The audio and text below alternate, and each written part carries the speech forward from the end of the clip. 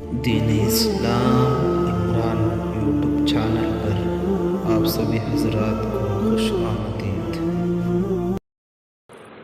الحمدللہ رب العالمین والصلاة والسلام علی اشرف الانبیاء والمرسلین وعلی آلہ وصحبہ اجمعین، اما بعد۔ قرآن پاک میں اللہ تعالیٰ نے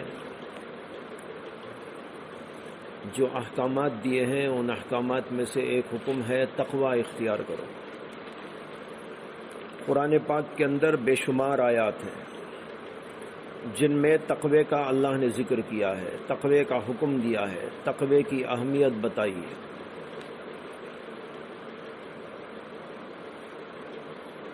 اور یہ آیات ہم لوگ پڑھتے بھی رہتے ہیں، یا ایھا الذین آمنوا اتقوا اللہ، یا ایھا الذین آمنوا اتقوا اللہ حق تقاتہ، یا ایھا الذین آمنوا اتقوا اللہ وکونوا مع الصادقین۔ ایسی بہت ساری آیات قرآن پاک کے اندر موجود ہیں، اور ان آیات کی روشنی میں یہ معلوم ہوتا ہے کہ تقوی اختیار کرنا اسی طرح فرض ہے جس طرح نماز پڑھنا فرض ہے، زکوٰۃ دینا فرض ہے اور احکامات پر چلنا فرض ہے، اسی طرح تقوی اختیار کرنا بھی اہم ترین کام ہے اور فرض ہے۔ تقوی کسے کہتے ہیں؟ اس کا ترجمہ حضرت مولانا ابو الحسن علی ندوی نور اللہ مرقدہ نے عجیب کیا ہے، مجھے بڑا پسند آیا۔ حضرت نے فرمایا کہ اس کا ترجمہ ہے لحاظ کرنا۔ کیا ہے؟ لحاظ کرنا، اللہ کا لحاظ کرو، اتقوا اللہ، اللہ کا لحاظ کرو۔ جیسے کہتے ہیں نا بھائی، باپ کا لحاظ کرو، ماں کا لحاظ کرو، ذرا استاد کا لحاظ کرو۔ یہ ایسا جامع ترین ترجمہ ہے، اور قرآن کریم کی ان آیات کی تشریح ہے کہ جس کے اندر اس کے سارے معنی کھپ جاتے ہیں۔ عام طور پر اس کا ترجمہ کرتے ہیں اللہ سے ڈرو۔ حضرت کہتے ہیں اس کا معنی ہے لحاظ کرو۔ جیسے آپ کہیں استاد کا لحاظ کرو تو اس میں سب آ گیا، بیٹھنا کیسا، اٹھنا کیسا، بولنا کیسا، چلنا کیسا، ان کے ساتھ سلوک کیسا، یہ سب ان کے لحاظ میں داخل ہو جاتا ہے۔ جب استاد کا لحاظ کریں گے تو بولنے میں بھی لحاظ ہوگا، چلنے میں بھی لحاظ ہوگا، اور اسی طرح ان کے سامنے اٹھنے اور بیٹھنے کا بھی لحاظ ہوگا۔ اسی طریقے پر اللہ کا لحاظ کرو۔ کیا مطلب؟ اللہ کے شایع نشان اس کے ساتھ تمہارا معاملہ ہونا چاہیے۔ کیا بول رہے ہیں ذرا سوچ کر بولو، کیا کر رہے ہیں سوچ سوچ کر کرو۔ نماز میں کھڑے ہیں تو بھی لحاظ کرو، نماز کے باہر ہیں تو بھی لحاظ کرو، کھا رہے ہیں تو بھی لحاظ کرو، گھر میں ہیں تو بھی لحاظ کرو، باہر ہیں تو بھی لحاظ کرو۔ اللہ تو ہر جگہ ہے۔ جب استاد سامنے ہوتا ہے تو استاد کے لیے سامنے لحاظ کیا جاتا ہے، اور اللہ تو ہر جگہ ہے۔ ہم اندر ہیں کہ باہر، لیکن اللہ کے سامنے تو ہیں۔ کہیں بھی ایسا نہیں کہ اللہ تعالیٰ کی نگاہوں سے ہم غائب ہو جائیں، اس لیے اللہ کا لحاظ ہر جگہ پر کرنا ضروری ہے۔ یہ ہے تقوی کا مفہوم۔ ایک دفعہ حضرت ابی ابن کعب رضی اللہ عنہ حضرت عمر بن خطاب رضی اللہ عنہ کے دربار میں آئے، ان کے دور خلافت میں۔ تو حضرت عمر نے کہا کہ ابی، میں یہ جاننا چاہتا ہوں کہ تقوی کسے کہتے ہیں۔ حضرت عمر تو بہت بڑی شخصیت تھے، علم میں، عمل میں، تقوی میں، ہر لحاظ سے بہت ہی بلند و بالا تھے، لیکن اس کے باوجود ایک دوسرے سے سیکھنے، سمجھنے، معلومات کرنے، اپنے علم کو بڑھانے میں کبھی شرم و حیا نہیں کرتے تھے۔ بڑے ہونے کے باوجود بھی اپنے چھوٹے سے پوچھتے تھے۔ اب دیکھو حضرت عمر کا کتنا بڑا مقام ہے، اور ان کے زمانے خلافت میں ان سے بڑا کون؟ گویا پوری امت کا اجماع ہو گیا کہ پوری دنیا میں اس وقت عمر سے بڑھ کر دنیا میں کوئی نہیں۔ یہ مطلب ہوا نا اس کا۔ تو ہم کو معلوم ہے کہ صحابہ میں نبیوں کے بعد سب سے زیادہ مقام حضرت ابو بکر صدیق کا ہے، اس کے بعد عمر کا ہے، اس کے بعد عثمان کا ہے، اس کے بعد حضرت علی کا ہے، اور اس پر اجماع ہو گیا۔ اجماع کا مطلب کیا کہ پوری دنیا نے، اسلامی دنیا نے تسلیم کر لیا ہے اور اسی میں حق منحصر ہے، اور اجماع حجت ہے اللہ کے نزدیک۔ تو اس سے ثابت ہوا کہ حضرت ابو بکر کے زمانے میں ابو بکر سے بڑھ کر روئے زمین پر کوئی نہیں تھا، ان کے چلے جانے کے بعد حضرت عمر سے بڑھ کر دنیا میں کوئی نہیں تھا، لیکن اس کے باوجود حضرت عمر ابی ابن کعب سے پوچھ رہے کہ ابی ذرا مجھے یہ بتاؤ تقویٰ کسے کہتے ہیں؟ تو حضرت ابی ابن کعب نے بڑا عجیب جواب دیا۔ حضرت ابی نے کہا کہ یا امیر المؤمنین، کبھی ایسا ہوا ہے کہ آپ کسی جھاڑیوں میں، جو کانٹے دار جھاڑیاں ہیں، جہاں کانٹے ہی کانٹے ہیں، وہاں سے آپ کو جانے کا کبھی اتفاق ہوا ہے؟ تو حضرت عمر نے کہا ہاں ہوا ہے، بہت دفعہ ایسا ہوا ہے کہ کانٹے ہی کانٹے تھے، جھاڑیاں ہی جھاڑیاں تھی، اور ان سے اندر سے جانے کا موقع آیا ہے۔ تو حضرت ابی ابن کعب نے کہا کہ امیر المؤمنین، آپ جب وہاں سے گزرے تھے تو کیسا گزرے تھے آپ وہاں سے؟ حضرت عمر نے کہا کہ بھئی اس طرح گزرا تھا، احتیاط کے ساتھ کپڑوں کو سمیٹ لیا تھا، بدن کو بھی سکیڑ لیا تھا، ایسا دب دب کے کانٹوں کے اندر سے گزر گیا تاکہ کوئی کانٹا جسم میں نہ لگ جائے، ہاتھ پیر میں نہ لگ جائے، اپنی چادر میں، کپڑے میں نہ لگ جائے۔ اس طریقے سے اپنے آپ کو بچتے بچاتے وہاں سے لے کے گیا۔ حضرت ابی ابن کعب کہنے لگے ذاک التقیٰ، اسی کا نام تقویٰ ہے۔ کہنے لگے اسی کا نام تقویٰ ہے۔ کیا مطلب؟ ڈر ڈر کے زندگی کرنا، جیسے کانٹوں میں گھستے ہوئے آپ ڈرتے ہیں کانٹا چبھ نہ جائے، اسی طرح دنیا میں زندگی کرتے ہوئے اپنی ہر چیز کو کنٹرول میں رکھنا، آنکھ کو کنٹرول میں، زبان کو کنٹرول میں، ہاتھ پیر کو کنٹرول میں، کہیں کوئی غلط جگہ پھنس نہ جائے۔ جیسے کانٹوں میں چلتے ہوئے ہم احتیاط کرتے ہیں کہ کوئی کانٹا نہ لگ جائے، چبھ نہ جائے، نہ جسم میں لگے، نہ کپڑوں میں لگے، نہ چادر میں لگے، اسی طریقے پر زندگی کرتے ہوئے اس طرح زندگی کرنا کہ کوئی گناہ کا کام نہ ہو، اپنے آپ کو بچانا۔ یہ ہے اللہ کا لحاظ کہ اللہ تعالیٰ دیکھ رہے، میری آنکھوں کو بھی دیکھ رہے، میرے کانوں کو بھی دیکھ رہے، میرے دل کو بھی دیکھ رہے، ہر چیز کو دیکھ رہے ہیں، اور میں اگر کوئی غلط کام کروں گا تو اللہ کی نگاہ میں آ جاؤں گا۔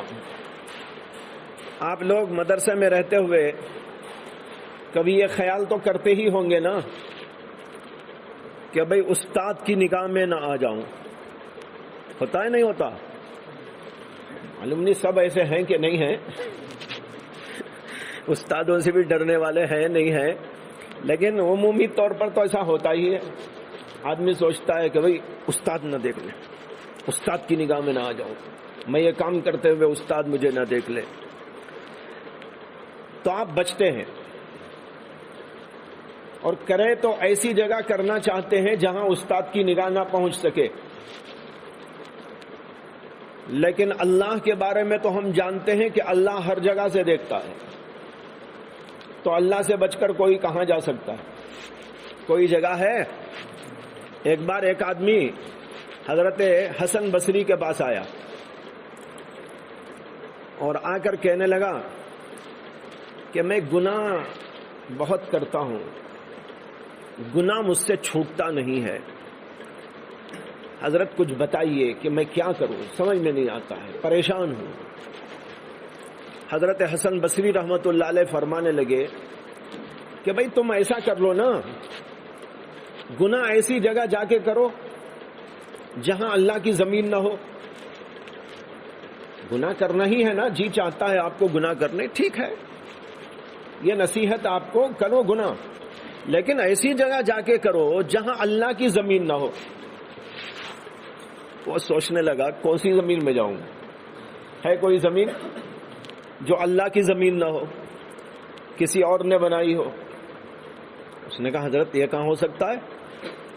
انہوں نے کہا اچھا پھر ایسا کرو، وہاں کر لینا جہاں اللہ کا آسمان نہ ہو. اس نے کہا حضرت یہ کہاں ہو سکتا ہے؟ اس نے کہا اچھا بھئی یہ بھی نہیں ہو سکتا تو اچھا ایک اور بات بتاتا ہوں، ایسا کرو کہ اللہ کا کھانا نہ کھاؤ، اس کا کھانا چھوڑ کے کرو. تم اپنا کھاؤ، اللہ کا نہ کھاؤ. اللہ کا کھائے بغیر جا کے گناہ کر لو. اس نے کہا حضرت اللہ کا نہ کھائیں تو کس کا کھائیں؟ جو وہ دیتا ہے وہی تو کھاتے ہیں. تو یہ کیسا ہو سکتا ہے کہ ہم اللہ کا نہ کھائیں، اللہ کا نہ پیئیں؟ حضرت حسن بصری نے کہا جب کوئی زمین وہ نہیں جو اللہ کی نہیں، کوئی آسمان ایسا نہیں جو اللہ کا نہ ہو، کوئی کھانا ایسا نہیں جو اللہ کا نہ ہو، کوئی پانی ایسا نہیں جو اللہ کا نہ ہو، اور تو اسی کی زمین پر رہ کر، اسی کے آسمان کے نیچے بسیرا کر کے، اسی کا کھانا کھا کر، اسی کا پانی پی کر اس کی نافرمانی کرنا چاہتا ہے. یہ کہا تو اس کا دل کام گیا.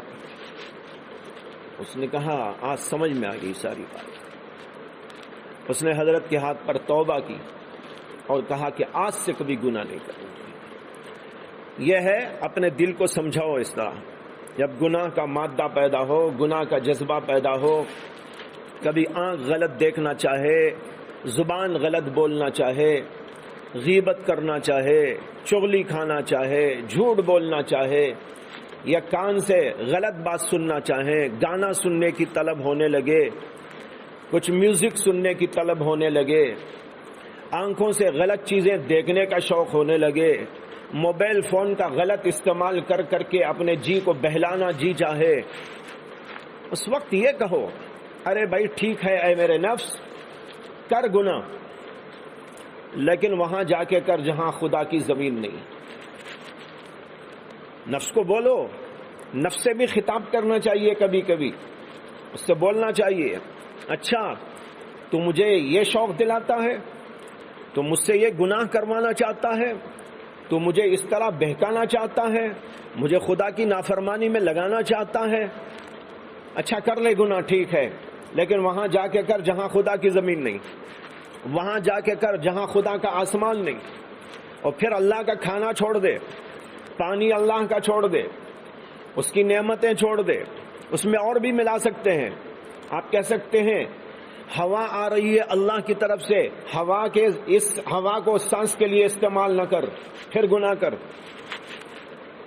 روشنی اللہ کی طرف سے آ رہی ہے، اس لیے آنکھیں بند کر کے روشنی سے دور ہو جا اور پھر گناہ کر. کہاں تک کوئی کر سکتا ہے؟ ایک پر بھی نہیں کر سکتا عمل.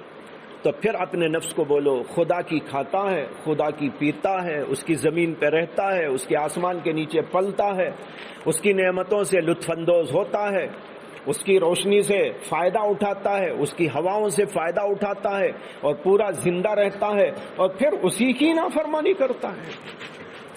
میں تجھے نافرمانی کرنے نہیں دوں. یہ ہے بھائی تقویٰ، اللہ کا لحاظ، اس طریقے پر اپنے آپ کو بچانا. اس کو حضرت ابی ابن کعب نے کہا ذاک التقیٰ، یہ ہے تقویٰ، بچنا. جیسے کہ کانٹوں سے اپنے آپ کو بچاتے ہو اور کانٹوں دار جھاڑیوں میں گھستے ہوئے اپنے آپ کو محفوظ کرتے ہو، اسی طریقے پر دنیا میں رہتے ہوئے جو مختلف کانٹے ہیں، دنیا میں بھی کانٹے ہیں. کفر کا کانٹا، کہیں آپ جا رہے ہیں عورت آ رہی ہے، کانٹا ہے، اس کو کانٹا سمجھو. گانا کان میں پڑ رہا ہے، سمجھو کہ کانٹا آ رہا ہے، بچو اس سے، بھاگ جاؤ. حضرت عبداللہ بن عمر ایک بار جا رہے تھے، ان کے شاگرد حضرت نافع ان کے ساتھ میں تھے. جب جا رہے تھے تو ایک جگہ سے کسی آدمی کے گانے کی آواز آ رہی تھی. اس زمانے میں آدمی گاتے تھے، وہی سلسلہ تھا وہاں. کوئی ایسا آلہ تو تھا نہیں کہ لے کے بیٹھ جاؤ، جیسے کہ آج کل موبائل لے لیا یا کوئی اور چیز ایسے لے کے بیٹھ گئے. وہاں تو آدمی بیٹھ کے گاتے تھے بجاتے تھے، تو ایک آدمی کوئی بیٹھ کے گائے بجا رہا تھا، تو حضرت عبداللہ بن عمر رضی اللہ عنہ دور ہو گئے، کنارے پہ چلے گئے اور انگلیوں کو کانوں میں رکھ لیا، اور پھر اس کے بعد کچھ آگے بڑھنے کے بعد نافع سے کہا ذرا دیکھو آواز آ رہی ہے کہ ابھی؟ نافع نے کہا حضرت ابھی آواز آ رہی ہے، گانے کی آواز آ رہی ہے۔ پھر کان میں رکھ کر چلتے رہے چلتے رہے چلتے رہے، پھر اور آگے جانے کے بعد کہا نافع آواز آ رہی ہے؟ انہوں نے کہا نہیں حضرت اب نہیں آ رہی ہے۔ تب انہوں نے کانوں سے انگلیاں کو نکالا، یعنی کانوں کی حفاظت۔ جا رہے ہیں، آنکھ پڑ رہی ہے کہیں، نہیں اسے نیچے کرو، آنکھ نیچے کرو، حفاظت کرو، اور سمجھو کہ وہ چیز جو سامنے آ رہی ہے وہ میرے لیے کانٹا ہے، چبھ گیا تو میں گیا۔ اس طرح اپنی ہر چیز کی حفاظت، اس کا نام ہے تقوی۔ یہاں میں نے تقوی کا باب کھولا تو یہ باتیں ذہن میں آ گئی، اس کو عرض کر دیا۔ حضرت اسامہ بن شریک سے مروی ہے کہ رسول اللہ صلی اللہ علیہ وسلم نے ارشاد فرمایا کہ جس کام کو اللہ تعالیٰ تمہارے لیے ناپسند کرتے ہیں اپنی تنہائی میں بھی اس کام کو مت کرو، یہ ہے تقوی۔ اسی لیے قرآن کریم کے اندر یہ آیا ہے کہ یخشون ربہم بالغیب، یخشون ربہم بالغیب، یہ اللہ کے نیک بندے ایسے ہیں جو تنہائیوں میں بھی اللہ سے ڈرتے ہیں۔ سامنے ڈرنا تو بہت آسان ہے، بھائی وہ دیکھ رہا ہے، یہ دیکھ رہا ہے، یہ دیکھ رہا ہے، میرا دوست دیکھ رہا ہے، میرا دشمن دیکھ رہا ہے، میرا ساتھی دیکھ رہا ہے، استاد دیکھ رہا ہے، باپ دیکھ رہا ہے، ماں دیکھ رہی ہے، لوگ دیکھ رہے ہیں، گناہ سے بچ جاتا ہے۔ لیکن کمال تو یہ ہے یخشون ربہم بالغیب، تنہائی میں اللہ سے ڈرو۔ وہاں سوچو کہ یہاں کوئی دیکھے کہ نہ دیکھے، لیکن میرا رب تو مجھ کو دیکھ رہا ہے۔ الم یعلم بان اللہ یری، اللہ کہتے ہیں کیا جانتا نہیں انسان کہ اللہ اس کو دیکھ رہا ہے؟ الم یعلم بان اللہ یری، انسان کو پتہ نہیں ہے کہ اللہ اس کو دیکھ رہا ہے۔ اور ایک جگہ یہ بھی کہا کہ لوگوں سے چھپ کر تو گناہ کرتے ہیں، لیکن میرے سامنے گناہ کرتے ہیں۔ لوگوں سے تو چھپتے ہیں، لیکن اللہ سے چھپیں گے کیسا؟ کوئی اللہ سے چھپ سکتا ہے؟ نہیں چھپ سکتا۔ اس لیے یہ ذہن میں ہونا چاہیے کہ ہم کہیں بھی ہو اللہ ہم کو دیکھ رہا ہے۔ رسول اللہ صلی اللہ علیہ وسلم فرماتے ہیں جس کام کو اللہ تعالیٰ تمہارے لیے ناپسند کرتے ہیں اپنی تنہائی میں بھی اس کام کو نہ کرو۔ لوگوں کے سامنے تو بچ جائیں گے، لیکن تنہائی میں بچنا کمال ہے۔ امام ابو حاتم کہتے ہیں عقل و سمجھ رکھنے والے پر واجب ہے کہ اسے معلوم ہو کہ عقل کے لیے کچھ احکام اور نواہی ہیں جن کا جاننا ضروری اور ان کو ان کے اوقات پر استعمال کرنا عام اور اوباش قسم کے لوگوں سے امتیاز رکھنے کے لیے لازم ہے۔ اور میں اس کتاب میں آگے یہ ذکر کروں گا کہ عقل کے اوامر اور نواہی کے 50 شعبے ہیں، تاکہ کتاب 50 ابواب پر مشتمل ہو اور ہر باب سنت نبوی علی صاحبہ الصلاۃ والسلام پر مبنی ہو۔ پھر ہر سنت کے ذکر کے بعد ہم حسب توفیق اس پر گفتگو کریں گے۔ یہ امام ابو حاتم ابن حبان جو بہت عظیم الشان محدث گزرے ہیں، متقدمین میں سے ہیں، ان کی کتاب ہے۔ امام ابو حاتم ابن حبان، یاد رہے گا نام؟ کل پوچھوں گا کتوں کو یاد ہے۔ امام ابو حاتم ابن حبان البستی ان کا پورا نام ہے۔ ان کی لکھی ہوئی یہ کتاب ہے، اس کا نام ہے روضۃ العقلاء و نزہۃ الفضلاء۔ بڑی عجیب اور شاندار کتاب ہے۔ نام کا کیا مطلب؟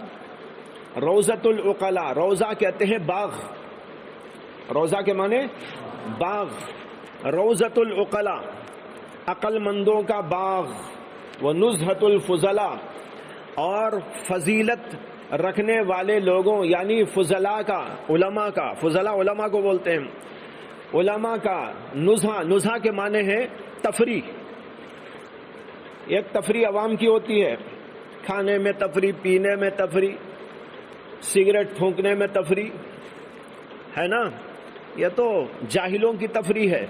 علماء کی تفریح کا سامان تو یہ ہے، اگر ہم کو دل کو فرحت مل رہی ہے، راحت مل رہی ہے، سکون مل رہا ہے اور انبساط حاصل ہو رہا ہے، انشراح حاصل ہو رہا ہے، تو سمجھو کہ اس کے اندر جو لکھی ہوئی چیزیں ہیں وہ ہمارے لیے راحت پہنچانے والی، ہمارے دل کو سکون پہنچانے والی ہے۔